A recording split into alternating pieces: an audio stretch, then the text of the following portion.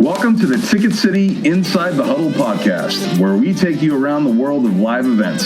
Our event experts will share their valuable insights into the world of sports, concerts, and theater. Thanks for stopping by, and now here we go.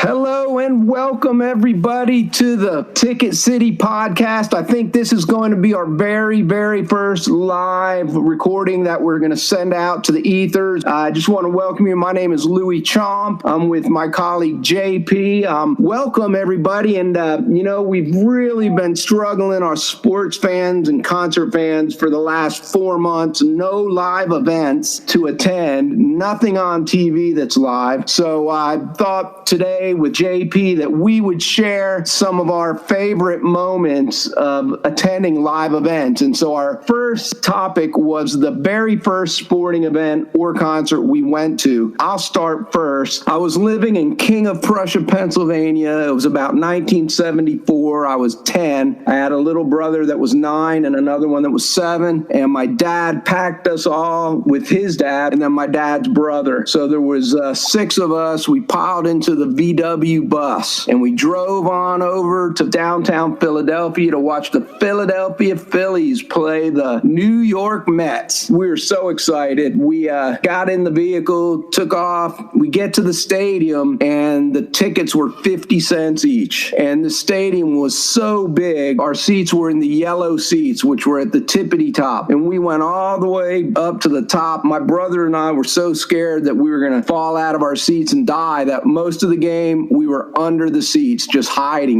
because we'd never been that high. Anyway, so what a great game. I don't remember what happened. I think the Phillies won. Back in those years, the Phillies had Steve Carlton, Mike Schmidt, Greg Lewinsky, Larry Boa, and every player was either short or skinny or fat or tall. There was no buffed up Alex Rodriguez. There was no steroided out Barry Bonds yet. It was just, regular old athletes. I don't think in my history of watching the Phillies, Larry Boa, who was the shortstop, ever hit one over the fence. Anyway, so before we went into the game, my grandpa pulls out this little red ball. He got it from the gas station. He's like, hey, let's put this on the antenna so when we get out of the game, we'll be able to find our vehicle real easy. And everyone's like, oh yeah, that's a great idea. And we put it on the antenna. After the game, we're walking out. No one really remembered what section we parked our car. My grandpa Jumbo, he's like, hey, just look for the red ball. So we started looking. Every single car had a red ball. It was kind of a funny thing, Anyway, we found our vehicle. We went home. What a delightful time it was. We ended up moving down in our seats, a lot lower because all of us kids were just so scared. It was a great time, a great family event. Started my love affair with live sporting events. So that's my story. Can you tell us anything about one of your first memories? Yeah, that was a great story, Luke. That's what's great about these live events. And, when we talked about how we were going to do this, I was really excited about this topic because events create memories that you're never going to forget. This story, it's kind of tough for me to talk about, but at the same time, it's a good story.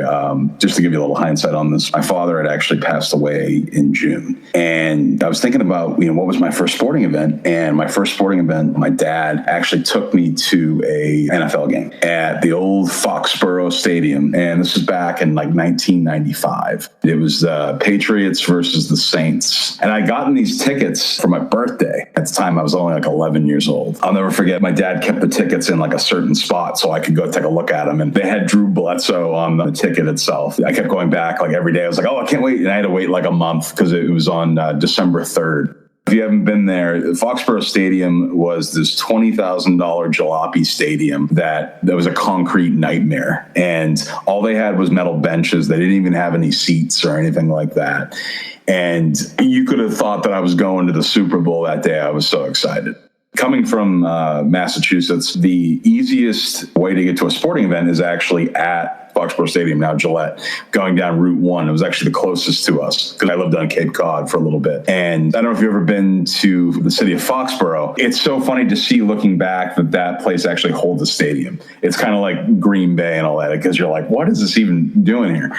And, we go park in the parking lot. And I remember my dad had this Datsun that we drove in there. And I think it actually snowed a couple days before we went. And once we got there, my dad says to me, he goes, listen, we're going to get a pizza when we get in there. And I said, why are we going to get a pizza? He goes, we're going to eat the pizza, of course. We're going to get 2 of them. We can use the pizza box to sit on because it's going to be cold. Because he didn't have seats.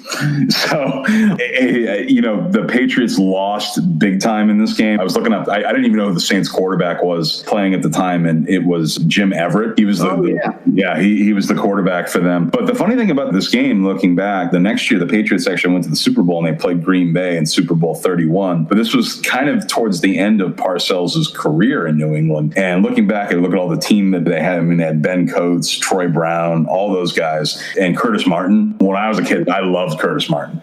So it's definitely an experience that I'm glad my dad brought me to, and I'm never going to forget it because it's such a great moment just to go see a professional game. And this was kind of the time where my dad realized, oh, he's starting to like sports, and ever since then I've been hooked. So a lot of Red Sox games and all kinds of stuff. Matter of fact, I'm on the waiting list for the Patriots, and I'm still waiting to get tickets. Maybe now Brady dropped off. Well, maybe we'll get him this year. Who knows? Right. Maybe you'll get lucky. Maybe some people didn't renew their seats with this plague that has attacked our country. I know, right? But it's a great story. So glad that you got to spend that time with your dad and remember that, and I'm sorry for your loss. Inside the Huddle is presented by Ticket City. Since 1990, Ticket City has been your source for good tickets to top events. Visit ticketcity.com to view our whole selection of sports, concerts, and theater tickets.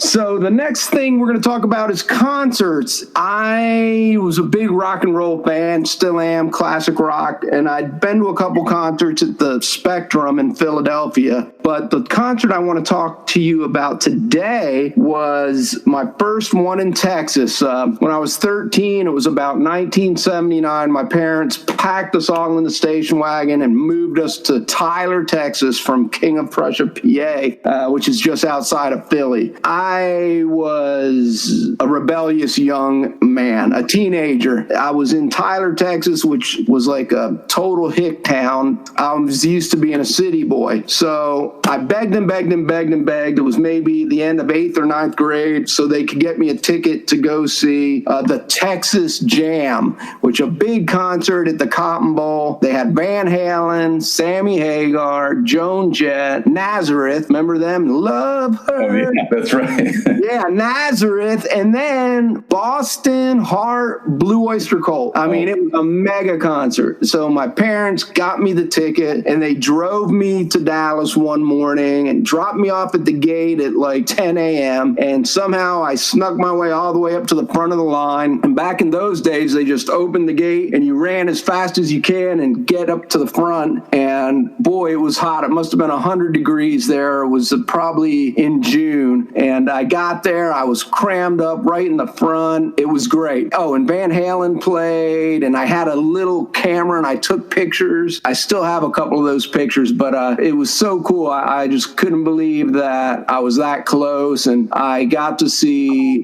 Heart, then a little bit of Boston, but it was about 10:30, and my parents were picking me up, so I left. And it was real funny because Van Halen was just coming out, and they were like this new Led Zeppelin band, and everyone was going nuts. They had the song Running with the Devil. It was a big, big rock song. Well, when I was walking back to my car to go meet my parents, there was these 2 drunk guys, and they were walking to the parking lot too, and they were singing, "Running from the devil, running from the devil." And I just had a big laugh about that. But I got to my parents, we met up. There was no cell phones back in the day. It was just like, meet here at this time, and you did it. And somehow they met me, got in the station wagon, and we drove home, and it was a really big deal. And my parents were just really cool to let me do that when I was just 14 years old. So. Oh, yeah. No, I agree with you on that.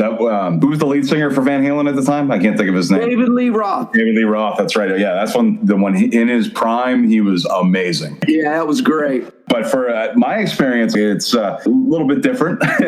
I went to go to the Anger Management Tour, Volume 2, and this is what it consisted of. It was Eminem, Papa Roach, Ludacris, Exhibit, the Executioners, who were a DJ band that you were spinning in between, and this other group that it was called Bionic Jive. And Bionic Jive was like a cross between Cypress Hill and Rage Against the Machine. They were, wow. Yeah. And I'll never forget, because I actually bought them for a friend of mine for his birthday.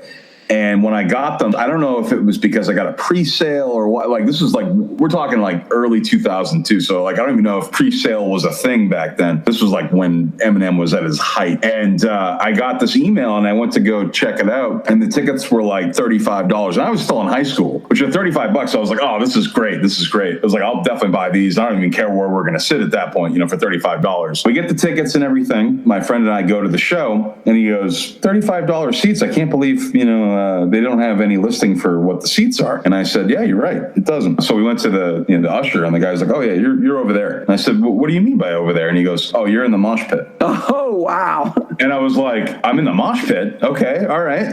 So we went over there, and I couldn't believe, literally everybody that was at the show, we were with arm's length. We could like touch these guys that were there. Mind you, I was like 17 years old at the time. So like, I'm sitting there, all this stuff is happening around me. And I was like, I wish 35-year-old JP could go back and relive that night. It was just insane, because there was just so much that was going on. And I was like, at the time, I was kind of scared, because that was like the first concert that I ever been to, because I saw a whole bunch of stuff that I can't repeat here. But but it was so much fun though. And looking back on it, I was like, that was a great time. And going to see Eminem when he just did the Eminem show, I think his CD had just come out like 6 months prior, and just to see Exhibit and all those guys, and it was a lot of fun. My friend and I, we still talk about it to this day. It's so much fun. Nice. Well, hey, JP, you're a pretty big guy right now. Were you a big young man too? Because I know those mosh pits can get a little violent. It was, but the funny thing about it, looking back, there was actually a whole bunch of women that were actually like pushing back and forth. So at the time, I'm just like 17-year-old JP's like, oh, I don't know what to do at this point.